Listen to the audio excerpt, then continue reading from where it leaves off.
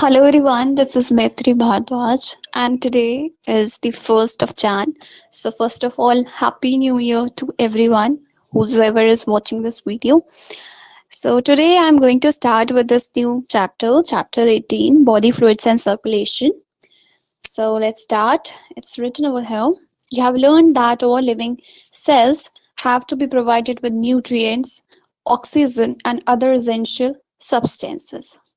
Also, the waste or the harmful substances produced have to be removed continuously for healthy functioning of the tissues. It is therefore essential to have an efficient mechanism for the movement of these substances to the cells and from the cells. Different group of animals have evolved different methods for this transport. Simple organisms like sponges and coelenterata circulate the water from their surrounding through their body cavities to facilitate the cells to exchange these substances. More complex organisms use special fluid within their bodies to transport such materials. Blood is the most commonly used body fluid by most of the higher organisms, including humans for this purpose. Another body fluid, lymph, also help in the transport of certain substances. And in this chapter, you will learn about the composition and properties of the blood and the lymph. Lymph is the tissue fluid, and the mechanism of circulation of the blood is also explained. Okay, I'm sharing the notes. So, अभी हम लोग ने पढ़ा that each cell requires nutrients and oxygen, and the waste that it produces has to be removed. So everything has to be done via fluid. That main fluid which is present in our body is the blood. First, we read about the simple organisms like the sponges and coelenterata. There we read that they circulate the water from their surrounding through their body cavity to facilitate the cells to exchange these substances. Second, we read about the human beings, which are under more complex organism. We use special fluids for the transport of such materials. First, we read that blood, which is the most commonly used fluid. Second, we read about the lymph, which help in transport of the certain substances. Now, blood is what? It is a special connective tissue comprising of three things. First is your fluid matrix, then plasma, and the third one is your formed elements. Formed elements. Now, this plasma is a viscous fluid, straw colored. Okay, means it comes under the blood. Okay. Now, for the blood means the percentage that it comprises from the blood is about 55%. Now, in the plasma itself means the percentage of the plasma that comprises the water is 90 to 92%, right? And the rest 6 to 8% is comprised by the proteins. Now, there are some major proteins like fibrinogen, globulins, and albumins. Fibrinogen, we all know fibrinogen is used in the clotting, so it helps in clotting or coagulation of the blood. And we all know that this fibrinogen is actually present in our body in an inactive state. Okay, there is a cascade process through which this fibrinogen has to be converted into fibrin, which is an active substance that help in clotting of the blood. Okay, then this globulin, it is meant for the defense mechanism of our body, and this albumin is meant for the osmotic balance. Okay, so and other than that means other than this water and this protein, we have minerals in a very small amount. Now, some of the minerals like sodium ions, calcium ions, magnesium ions, hydrogen carbonate, and chloride ion. Other than that, we have the glucose, amino acid, and lipids also, which is always in a transistor state in our body. Okay, then if we remove this clotting factor from the plasma, if we remove this protein, fibrinogen, then it is known as the serum, right? So this was about the plasma. Then fluid matrix is your blood itself, and then the formed elements. Now 55% of the blood was the 55% of the blood was formed by the plasma. Now, rest of the 45% is formed by the formed elements, that is your RBC, WBC, and your platelets. Right. Now, coming up to the erythrocytes. Erythrocytes are also called as the RBCs in a common language. So, RBCs means among the three means in RBCs, WBC, and platelets, it is the most abundant. Okay, and if we talk about a healthy adult, then it consists of means the person consists of about 5 to 5.5 millions of RBCs per cube of the blood. Means इतने volume में है per cube of the blood may the person will be having 5 to 5.5 million of RBC. Okay, where it is formed? It is formed in the red bone marrow of the adult. It is devoid of nucleus. We all know why it is devoid of nucleus, so that the oxygen that it gets, है ना, it can be transported 100%. The RBC should not use the oxygen for itself. Hence, this nucleus is absent in most of the mammal. In most of the mammal, it is written in the NCERT, because there may be some exceptions also. No? Then the shape of the RBC is biconcave. Then we all know this RBC consists of hemoglobin. What is this hemoglobin? Hemoglobin is the red color iron containing complex protein. Okay. And we all know for a healthy person, if we talk about a healthy person, then about 100 ml of a blood, the amount of a hemoglobin that is present should be 12 to 16 grams. So 12 to 16 grams of hemoglobin should be present in 100 ml of the blood. Okay. Now, what is its function? It helps in transport of the respiratory gases, and the average lifespan is 120 days, and where it is destroyed is spleen, which is also called as the graveyard of the RBC. Coming up to this leukocyte, WBC. So WBC is a colorless. Okay, it is colorless. It lacks hemoglobin. It's nucleated. It has the nucleus, relatively lesser in number in comparison to the RBC, which is 5 to 5.5 million per cube of the blood, where this RBC is only 6,000 to 8,000 per cube of the blood. Okay, now the RBC was for about, the lifespan was for about 120 days, but here this leukocyte is having just, it is for 7 days or a week, right? Then WBC, they are further, they are divided into two categories. One is a granulocyte, in which the granules are present, and second is agranulocyte. Okay, granulocyte, it consists of NEB. N is for neutrophils, E is for eosinophils, B is for basophils, and A granulocyte consists of L and M, which is lymphocyte and monocyte. Then we have this platelets. Platelets का जो common name है, that is thrombocyte, that we use in a common language. The cell fragments are produced from megakaryocytes. Megakaryotes. Now, megakaryotes are actually special cells which are present in a bone marrow, and these cells, they produce the platelets. Now, the number of the platelets that are present per cube of the blood, that is 1,50,000 to 3,50,000.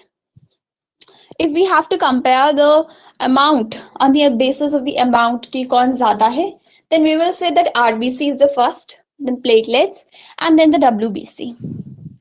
Platelets help in coagulation and clotting of the blood. If there is a reduction in the number of the platelets, then the clotting, there will be excess of loss of blood.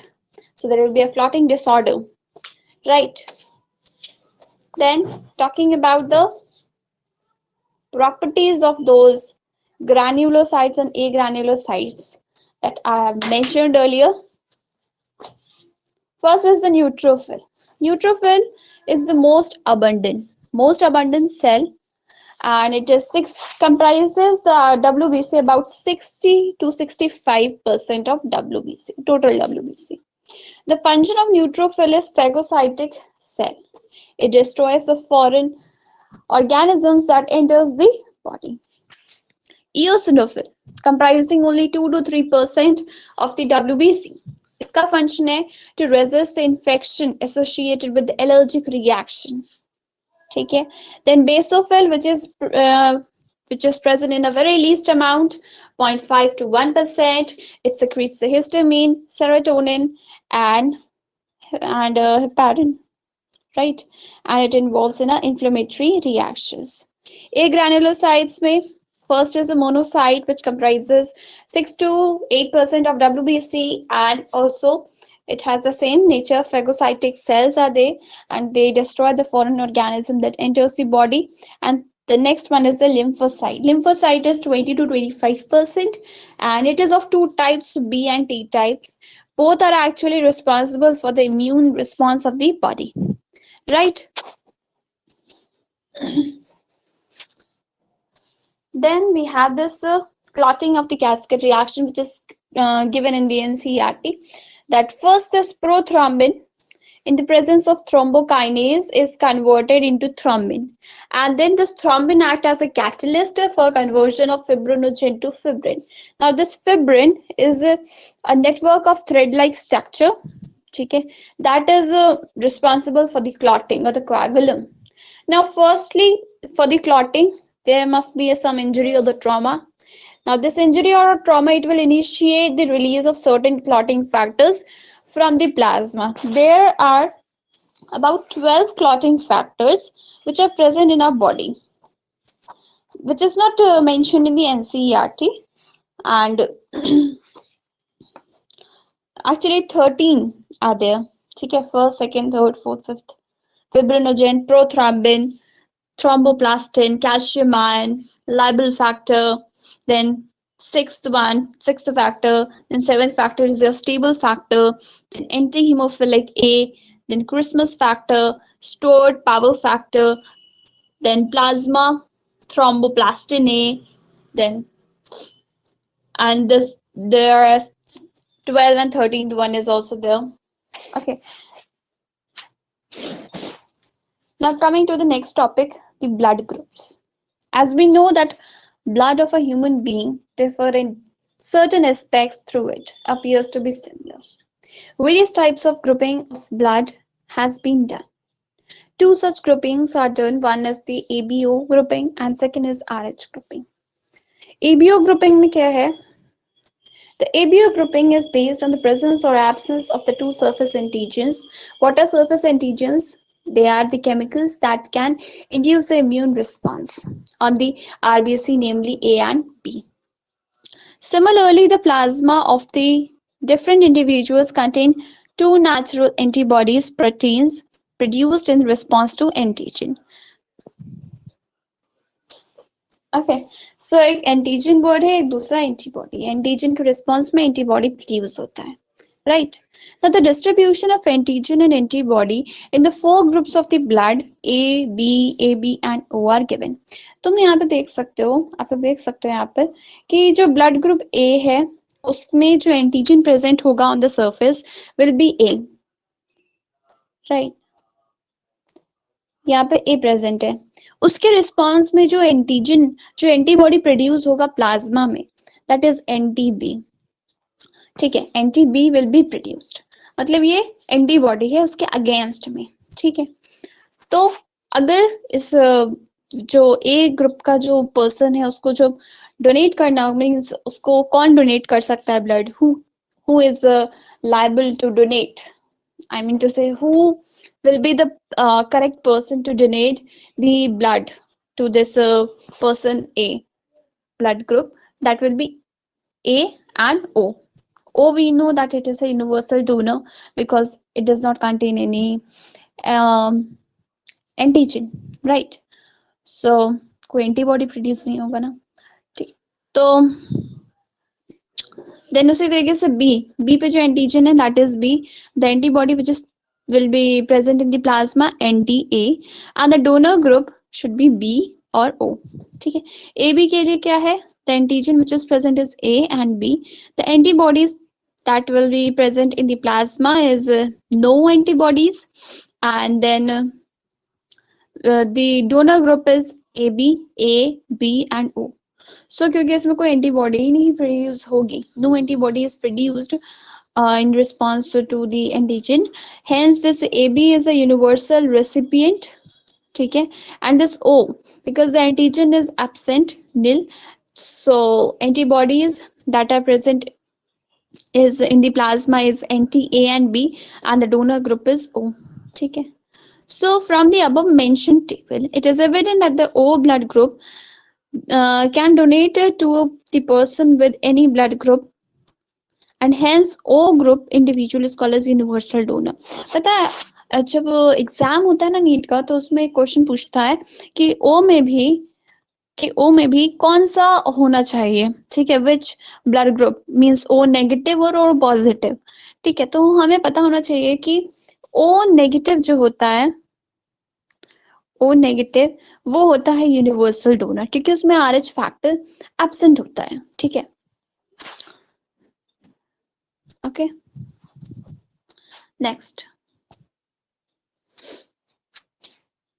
Next talking about this RH grouping.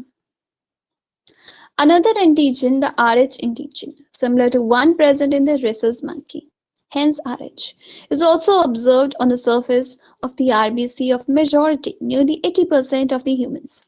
Such individuals are called as RH positive, जिसमें ये RH factor present है. And those in whom this antigen is absent is called as RH negative. Okay, now an RH negative person, if exposed to the RH positive blood, right, will form specific antibodies against the RH antigen, and therefore the RH group should be matched before the transfusion. So इसको भी match कराना होगा, इसीलिए मैंने कहा that this O negative blood group is the universal donor, right?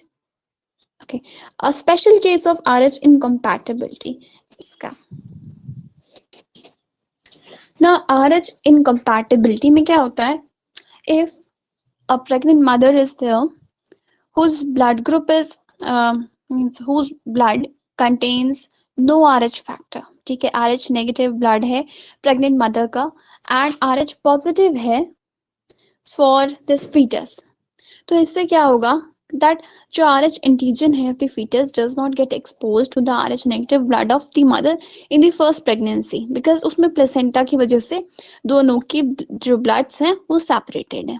ठीक है, but at the time of the first delivery there may be some, means there is a possibility for the exposure of the maternal blood to a small amount of RH positive blood from the fetus. means जब fetus जब first delivery होगी तो जो foetus का जो blood है वो mother के ब्लड से मतलब थोड़ा तो मिक्स हो सकता है, एक्सपोज कर सकता है. ठीक है, देयर इज अ पॉसिबिलिटी.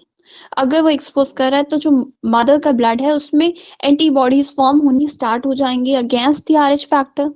और फिर जब सेकेंड प्रेगनेंसी होगी, ठीक है, तो उसमें अगर फिर से fetus Rh positive blood group का हुआ तो क्या होगा, जो एंटीबॉडीज प्रेजेंट हैं, आरएच एंटीबॉडीज मदर की बॉडी में जो प्रेजेंट है वो लीक कर जाएंगी उस फीटस के ब्लड में, जिसकी वजह से क्या होगा, फीटस में जो एंटीबॉडीज हैं उसे डिस्ट्रॉय करना चालू कर देंगे. अनीमिया हो सकता है, जिसको एक अच्छा सा नाम दे दिया है एर्थ्रोब्लास्टोसिस फीटोलिसिस.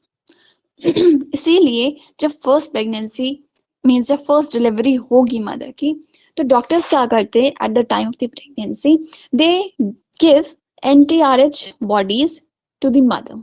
ठीक है, वो एंटी आरएच बॉडीज देते हैं मदर को, सो दैट कि अब जब नेक्स्ट प्रेगनेंसी होगी और उसमें अगर आरएच पॉजिटिव का भी फीटस होगा तो कोई प्रॉब्लम ना है. ठीक है,